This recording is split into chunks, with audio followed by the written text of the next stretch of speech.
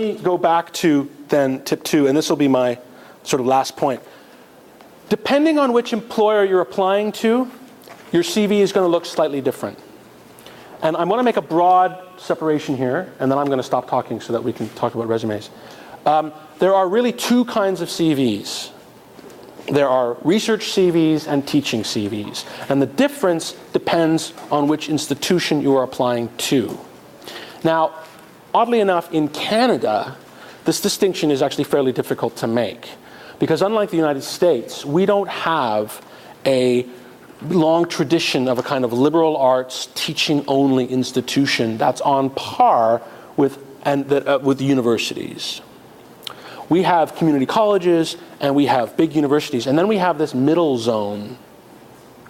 And we can use the example of the newly registered universities that have been created in British Columbia. British Columbia, if you don't know, has 5 new universities that have been created out of the community college system on the island and in the Lower Mainland, and their status is still very controversial. So if you're applying for a job at the new Capilano University or the new Vancouver Island University, well, you can rest assured that these are probably teaching institutions, but you're also going to want to talk about your research profile. So in a teaching job, a CV, and a research CV, you have the same information, but again, you're presenting it generically or performatively in different ways. And the way to basically think about that is to what you're going to prioritize. And priority means literally coming first. So when in this instance, this is somebody applying to research positions, research-oriented positions. And so the first thing that they put on there are fellowships and awards, in other words, the money, and money matters too, and then the publications. This is teaching. Is that right? You're quite right. There we go. Okay? Thank you.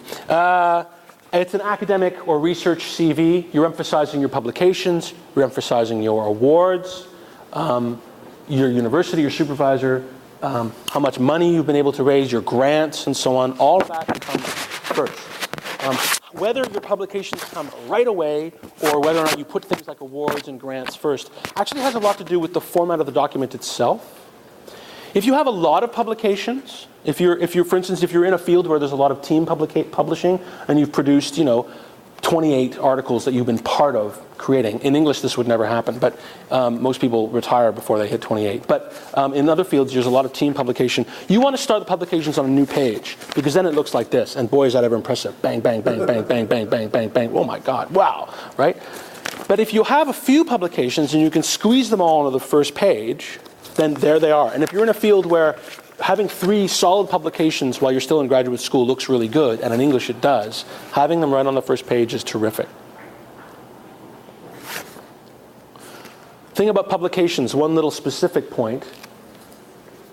Current publications are listed always in reverse chronological order. The most recent thing comes first, including forthcoming articles, but only if they are fully accepted and preferably under contract. If they are not under contract, if they have only been submitted, or they're in a revise and resubmit situation, or if you're still working on them, it's called publications in progress, and it's a different category.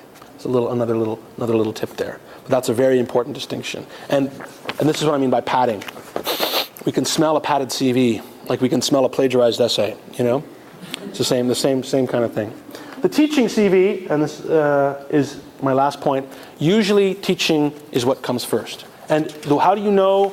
I was going to suggest, based on the kind of gray area in Canada, it really comes down to the ad. If they're looking for teachers, they will tell you. And you want to put the number of courses you put earlier than your publications. Publications come later. And it is a question of emphasis and priority. In other words, the performance that the document is doing.